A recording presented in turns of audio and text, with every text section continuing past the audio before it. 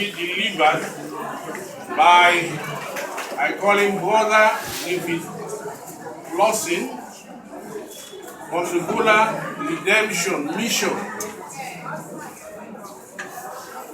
It appears as if the Sierra Leone American connection is becoming a very hot topic of academic engagement in which the department is involved. I say this because just a few days before we closed down, we had a book launch and a workshop connected with the Amistad Revolt, the trial in America, and the Sierra Leone connection. Then,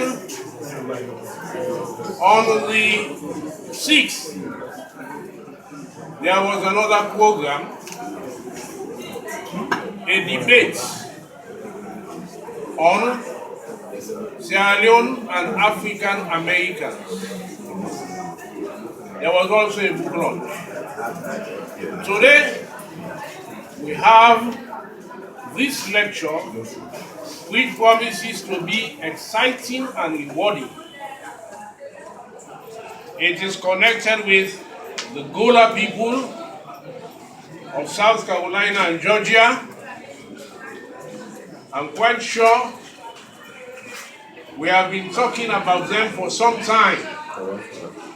For those people reading the Atlantic slave trade and the African diaspora, or the module African heritage in the Americas.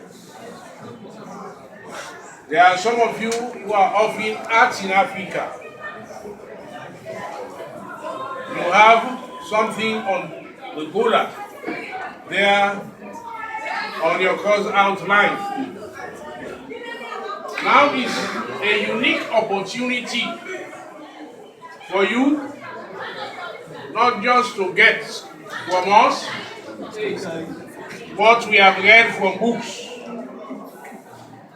but for you to listen to people who are direct descendants of these Gullahs we have been talking about. So this opportunity has availed itself, and it is up to us to make very good use of it.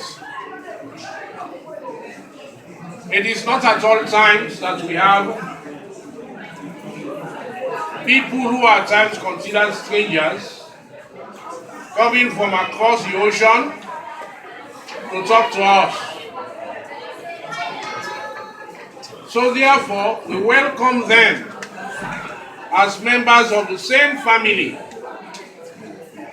We welcome them with open arms, broad smiles, and warm embrace.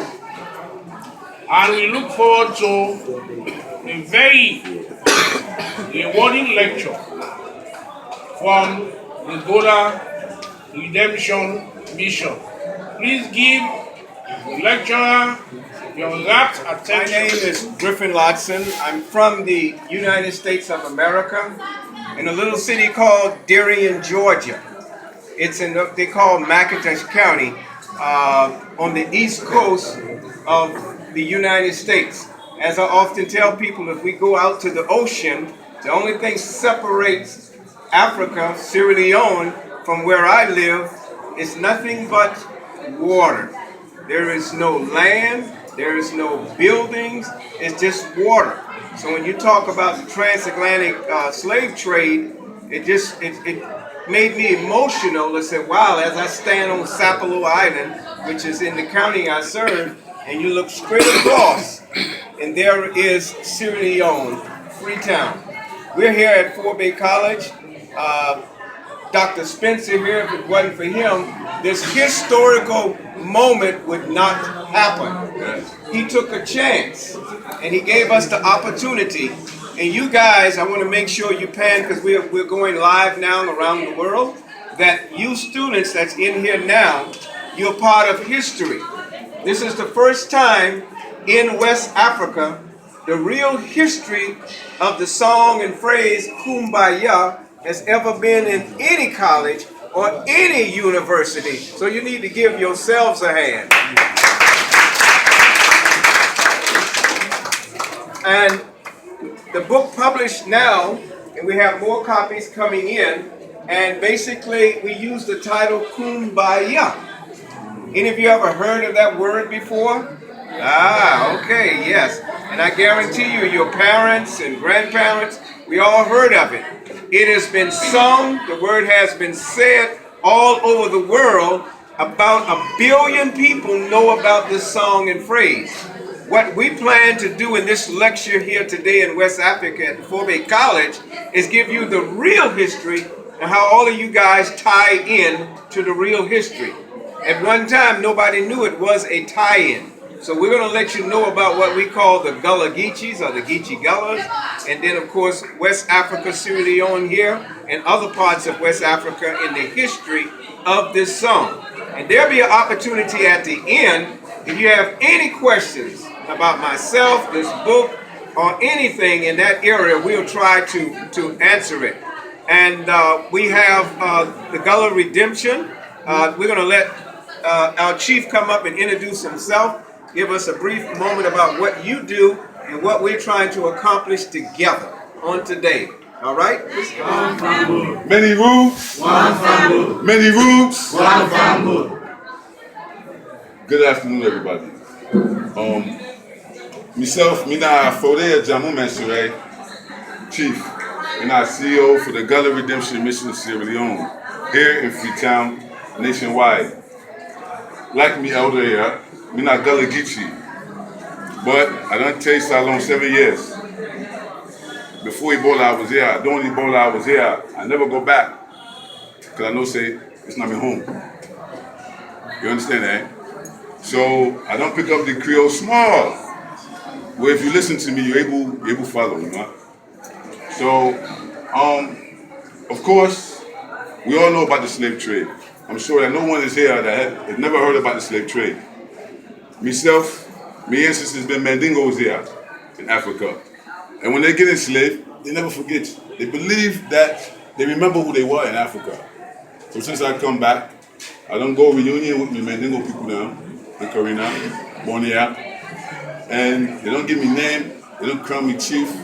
And me and my company, this is a non-profit company, Gullah Redemption Mission Sierra Leone. Our business is to redeem the special relationship between Gullah Geechees in the United States of America, like myself, my elder, my wife, who is our international ambassador. Between us and Sierra Leone as a whole. That's why we say many roots, because we understand that we're one family. Even if we were separated by water, even when we were separated by slavery. Slavery didn't only happen in the United States, it happened here too. We suffer here too. So we remember, we understand. In 1787, the first group of African American repatriates came back via the Black Poor. Everyone heard about them, right? Yeah. You know that the majority of them were Black Americans who, during the Revolutionary War, got took to Britain, and then they turned them free, and they never helped them, so they turned poor. Until they begged, said, take me to Africa. Now here they bring them. Their first settlement failed. Now the second settlement, 1,200 people almost. Most of them, they've been Gullah Geechees. When he says Kumbaya, that's the way we talk Creole. Come by here. Come by here. Come by here, my Lord. Because we've been there upon suffer. That's why the song's so popular. It is spread. Somebody died. Kumbaya, my Lord. Kumbaya. Will they call God to we no more? You understand what I'm talking about? Okay, so the essence of this moment right here is that since July 4th, 2019, there is now a company here in Sierra Leone, where we engage in community projects. We want to revive the cultural relationship between our people there and our people here. We want to exchange our ideals. There's history that you have here that we need to know, because we don't know. They separate we. There's history that we have over that you need to know so you can understand the full nature of what it means to be a Sierra Leonean. Because they took Boku. Now we this. Now we this. So I won't talk too much more, but right now my company is involved in revitalizing King Jimmy. We do social development programs. We're looking for volunteers, people who want to know more about the culture, people who have skills and talents that they want to give to the cause of redeeming the special relationship and saving Sierra Leone's cultural heritage from destruction. There's so much history in this country that the rest of the world needs to know. That's why we're coming home. We have to pioneer the way. We're here to be family, not to be tourists, not to be investors, you know? Just like you, brother, like you, sister. If we start there, then there's nothing that we can't accomplish together. So we're cleaning King Jimmy. We have community disaster management committees. Do you know what that is? Anyone know? Community disaster management committees, they were organizations that were established in various communities in Sierra Leone during the Ebola outbreak. And it was these committees that assisted in suppressing that outbreak.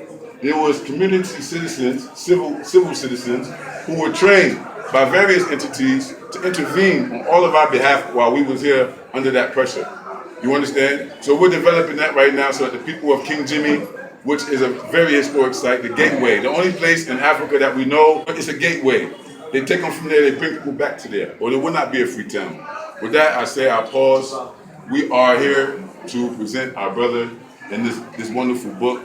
I advise for all of you to think of questions that you may have, because this brother here is a great asset to the struggle. He's one of the most prominent elders who are really working to preserve the Gullah culture and then bringing it back home to Sierra Leone. So I want to give him another round of applause, and I'll sit down. Thank you.